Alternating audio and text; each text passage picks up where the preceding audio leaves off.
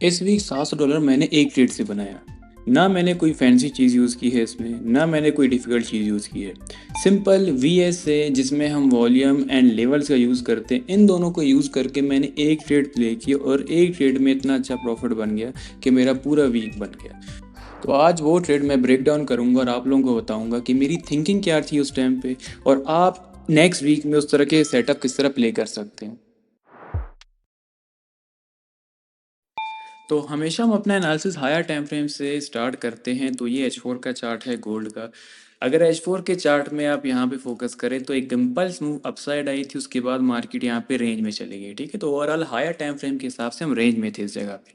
अब इस पॉइंट पे हम देखें तो मार्केट ने दो लेवल्स बनाए थे H4 के हिसाब से। ये देखें, ये एक डिमांड जोन था जहाँ से आपको बाइंग देखने को मिल सकती, तो यहाँ पे आपको बाइंग देखने को मिली भी है, एक अच्छी बाइंग यहाँ से गई है। ठीक है, और ये एक सप्लाई जोन था। यहाँ पे एक देखें तो एक छोटा सा सप्लाई जोन बना हुआ।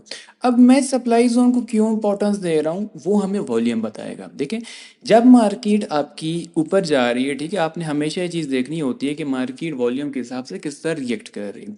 तो मैं यहाँ पे देखूँ तो मार्केट ने एक हाई वॉल्यूम लगाया है और ऊपर से रिजेक्शन है, और उसके बाद मार्केट एग्रेसिवली डाउन आई है।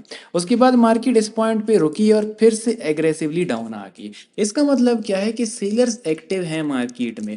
तो इंट्राडे के हिसाब से हम देखें मार्केट को तो हमें सेल साइड की ट्रेड देखनी चाहिए H4 के चार्ट के हिसाब से। अगर मैं H1 के चार्ट में जाऊं तो यहाँ पे आपको फिर से नजर आएगा जो कि हम वाइकॉफ में पढ़ते हैं, redistribution and down trend, mark down phase जो हमारे पास चलता है। मैं आपको पूरा बताता हूँ। ये देखें, यहाँ पे अल्ट्रा हाई वॉल्यूम आया, एक बड़ा वॉल्यूम आया और उसके बाद मार्केट ने रेंज की। ये जो रेंज है इसे हम डिस्ट्रीब्यूशन कहते हैं। ठीक है, ये हमारा डिस्ट्रीब्यूशन का फेज होता है।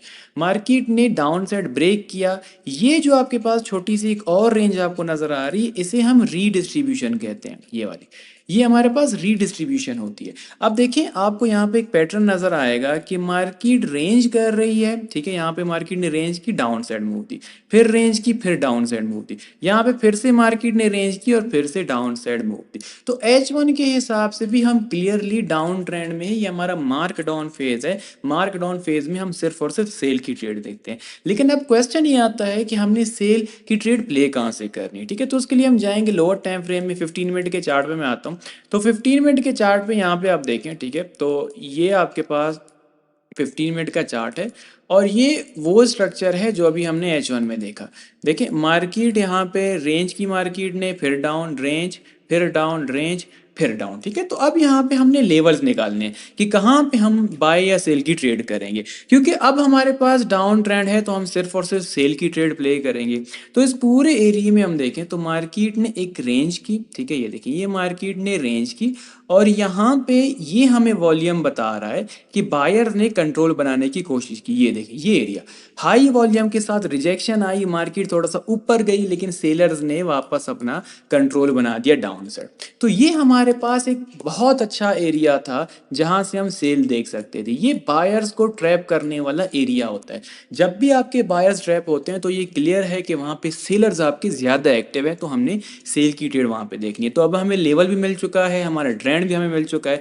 अब हमें एंट्री करनी है तो हम जाएंगे 1 मिनट के टाइम फ्रेम में। ठीक है, तो यहाँ पे हम 1 मिनट के टाइम फ्रेम में देखेंगे, अगर कोई हमें सेटअप मिलता है तो हम यहाँ पे सेटअप अपना प्ले करेंगे और सेल की ट्रेड प्ले करने की कोशिश करेंगे। तो ये देखें, ठीक है, ये देखिए, मार्केट यहाँ पे ऊपर जा रही है। ठीक है, अब कुछ लोग कहेंगे कि ये लिक्विडिटी है, बिल्कुल यहाँ पे आपके ऐसा लंडिंग होती है। ठीक है, यहाँ पे लिक्विडिटी पॉइंट था आपका।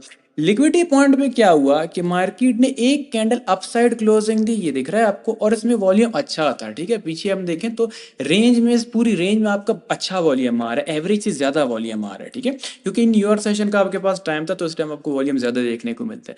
जैसे ही मार्केट थोड़ा सा ऊपर गई, यहाँ पे हमें एक एग्रेसिव रिजेक्शन देखने को मिली। ये हमारा एंट्री सिग्नल था। यहाँ से हमारे पास एक सेल की एंट्री बनती थी एग्रेसिव। ठीक है, अगर आप एग्रेसिव जा रहे हैं तो एग्रेसिव यहाँ से आपकी सेल की एंट्री बनती थी और ये आपका क्लियर टारगेट था कि मार्केट इस लो पे आएगी और इस लो की लिक्विडिटी स्वीप करेगी, उसके बाद मार्केट आपकी जाएगी अप साइड में, क्योंकि यहाँ पे आपके पास पेंडिंग ऑर्डर्स पड़े होते हैं। और मैं हमेशा अपने स्टूडेंट्स को कहता हूँ कि जब भी आप ट्रेंड के अगेंस्ट ट्रेड लेंगे तो आपने लिक्विडिटी स्वीप का वेट करना है। विदाउट लिक्विडिटी स्वीप आपने ट्रेंड के अगेंस्ट ट्रेड नहीं लेनी। क्यों? क्योंकि इसका सिंपल सा रीजन है, मार्केट आपकी मूव इस तरह करती है, जब आपका ट्रेंड चल रहा होता है तो ट्रेंड के अगेंस्ट जाने में मार्केट को एक लिक्विडिटी स्वीप चाहिए होती है। ठीक है, ये तो मैंने आप लोगों को एग्रेसिव सेटअप बता दिया।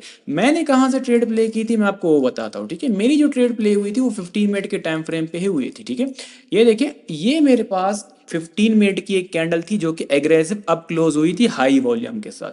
अब इस वॉल्यूम के साथ अगर मार्केट में इतनी बड़ी रिजेक्शन आई है तो वीएसए के लॉजिक के हिसाब से मार्केट को अप साइड कंटिन्यू करना चाहिए, बाय साइड जाना चाहिए अगर बायर्स एक्टिव है।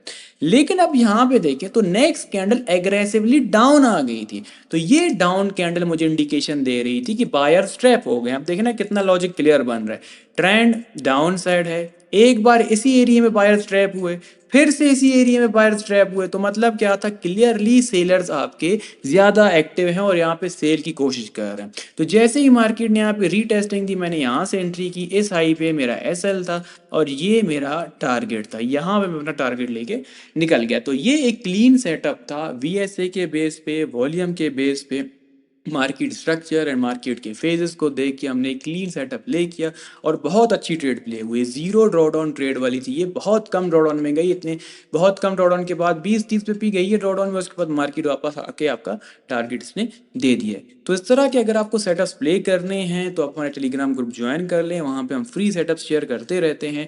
यूट्यूब चैनल को सब्सक्राइब करें, यहाँ पे आपको वीएसए के रिलेटेड फ्री चीज़ें पढ़ाई जा रही हैं। आगे मैं आप लोगों को वॉल्यूम प्रोफाइल भी सिखाऊंगा, आप लोगों को एसएमसी भी सिखाऊंगा, सारी चीज़ें सिखाऊंगा।